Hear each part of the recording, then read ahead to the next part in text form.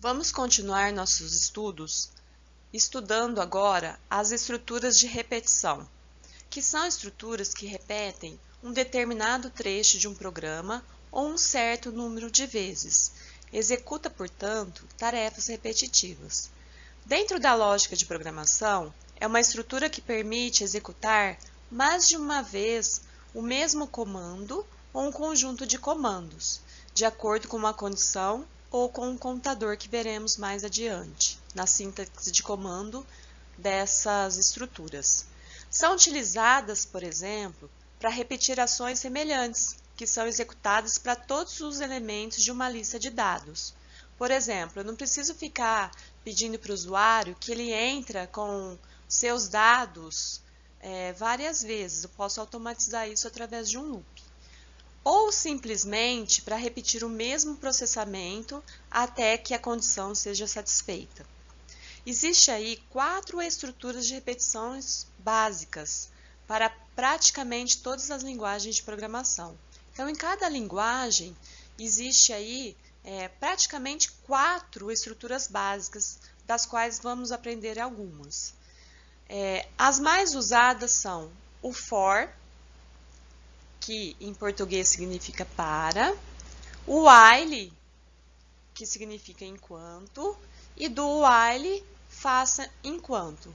Então, nós vamos aprender algumas dessas estruturas de repetição, as que são mais usadas para cada tipo de ação que formos executar. Lembrando que são estruturas que permitem que a gente repita aí um bloco de comandos. A gente automatiza as nossas entradas, o processamento e também a saída. Vamos estudar a estrutura de repetição para, também chamada de for. Ela é utilizada quando sabemos o número exato de vezes que a estrutura se repetirá. Nessa estrutura, a condição é avaliada após a execução dos comandos, o que garante que os comandos serão executados pelo menos uma vez. A repetição, portanto, é condicionada a uma contagem. Ela é mais simples e adequada para uso nos casos de um número pré-determinado de repetições, principalmente intervalos numéricos, contadores e outros gêneros. Como ficaria a sintaxe de comandos para o para, for? Então, utilizaríamos o comando para, variável que é o nosso contador, o valor inicial do nosso loop até o valor final para esse loop, faça. Colocaria os comandos pertinentes a esse bloco de comandos, o que eu quero executar neste loop, e daria um fim para. Como ficaria se eu fosse escrever na forma de pseudocódigo, usando aí a linguagem de programação Visual G? Primeiro, daria o nome ao algoritmo, estruturas de repetição, poderia ser qualquer outro nome. Na declaração de variáveis, eu preciso colocar uma variável para ser o nosso contador.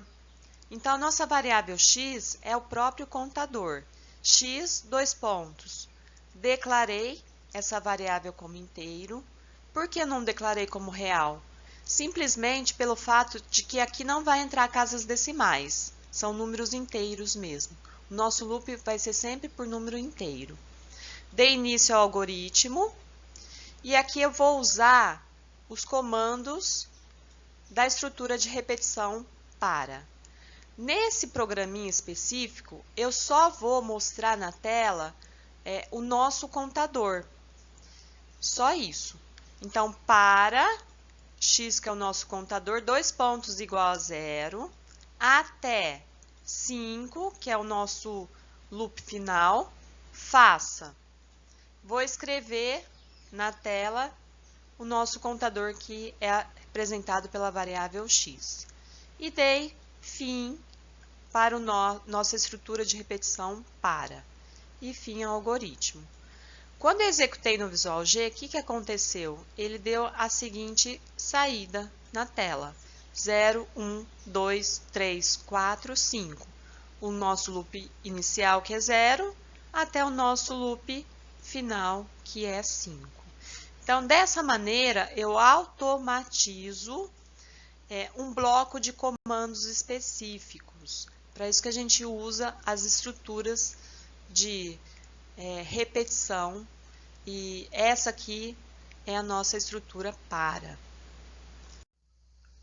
Neste exemplo, nós vamos trabalhar com a impressão na tela do valor de 0 a 20. Então, também vamos usar aí a variável contador. Semelhante aí à atividade anterior que eu mostrei aí o exemplo de uso do para.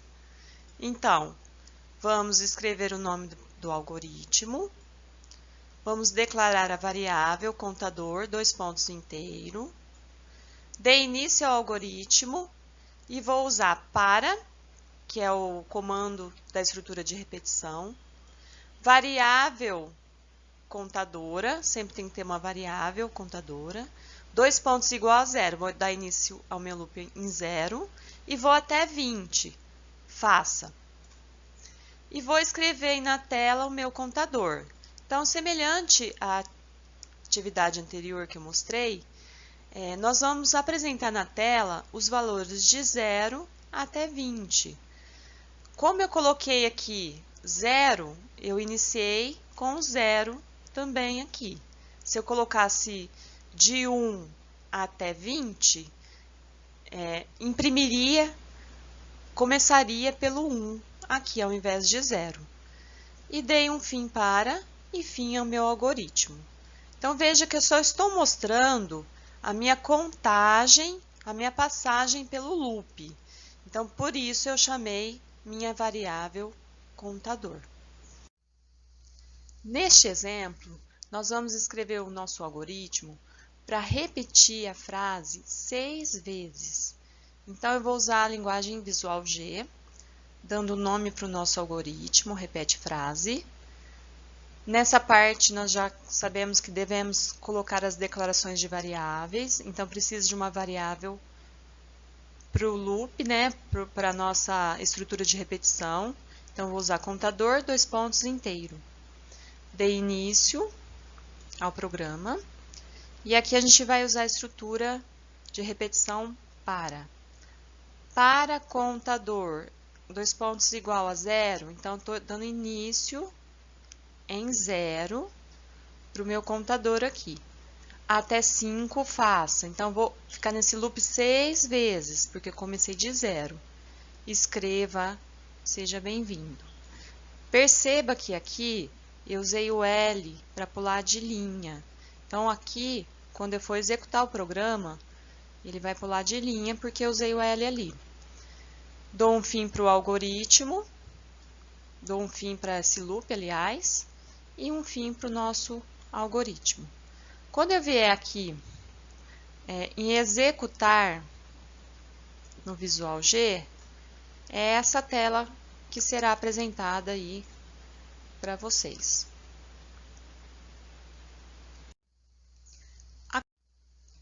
Vamos aprender agora a acumular valores ou somar valores.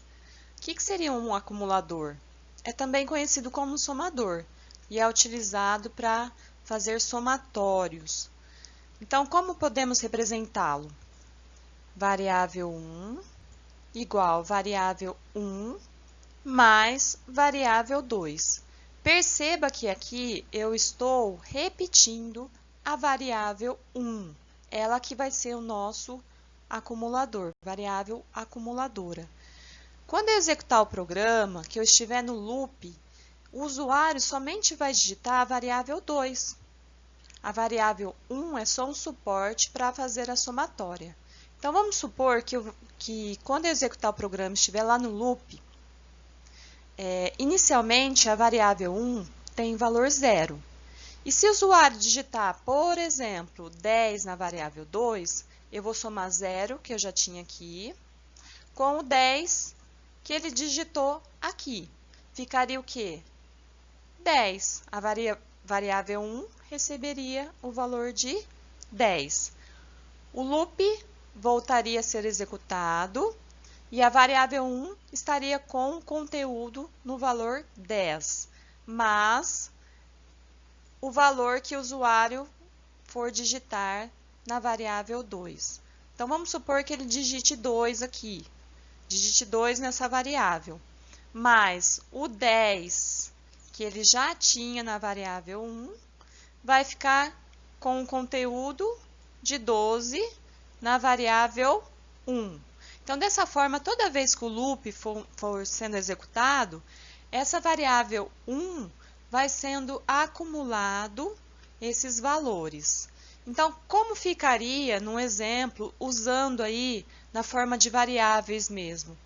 Eu pegaria uma variável qualquer, então aqui eu peguei x igual a x mais y. Então, perceba que quem que é a nossa variável acumuladora? O x.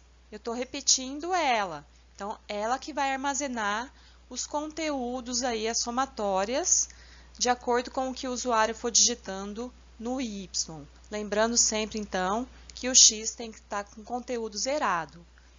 Portanto, um acumulador ou um somador é somente uma variável qualquer que recebe ela mesma. No caso do exemplo, a variável x está recebendo o valor dela mesmo, mais o valor de y que será digitado pelo usuário. A variável 1 do acumulador deve possuir um valor inicial conhecido.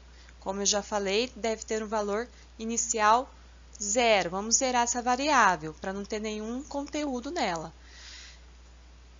Normalmente, nas linguagens de programação, inicia-se a variável com o 0, ou seja, zera-se a variável antes de utilizá-la. Isso é um fato importante aí quando formos trabalhar com os acumuladores. Então, podemos, como exemplo, se eu fosse somar várias notas e fazer uma média. Então, usaria o acumulador para somar essas notas e aí depois eu dividiria pela quantidade de entradas que eu tenho para achar a minha média. Então, fica fácil, fica automatizado aí o nosso trabalho. Neste exemplo, vamos usar aí um acumulador ou um somador para calcular a somatória de 5 valores digitado pelo usuário e assim podemos também achar a média desses valores de uma forma bem simples. Então, nosso pseudocódigo estou escrevendo no Visual G. Vou dar um nome para o algoritmo, um nome qualquer. Aqui vem as declarações de variáveis, então var, embaixo. Tenho que ter aí uma variável para o contador do tipo inteiro. E o que eu vou usar? Eu vou achar a média, que é a minha saída. Vou achar um valor que vai ser digitado pelo usuário como entrada. E a soma vai ser a nossa variável acumuladora, ela que vai acumular. Soma igual, soma mais valor, do tipo real, porque eu vou usar casas decimais. Vou dar início ao programa e vou usar a nossa estrutura de repetição para. Então, para contador igual a 1 até 5, vou fazer 5 vezes esse loop. Vou escrever primeiro para o usuário, Vou dar minha entrada aqui. Entre com um valor. Leia valor. Então, perceba aqui que eu tenho que, a entrada de 5 valores, porque eu defini que o meu loop seria de 1 a 5. Vou vir fazer o acumulador, que é o nosso processamento. Então, soma igual valor mais soma. O valor será digitado pelo usuário nessa entrada aqui. Feito isso, eu dou fim para minha estrutura de repetição e aqui eu vou escrever os resultados, a minha saída.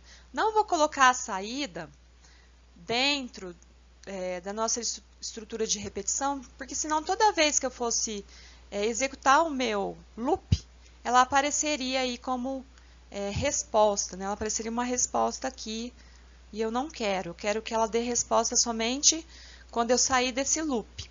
Então, aqui eu chamei a variável soma, que é nosso acumulador, nossa somatória, e também já dei aí a nossa média, que eu fiz o cálculo aqui da média aqui em cima.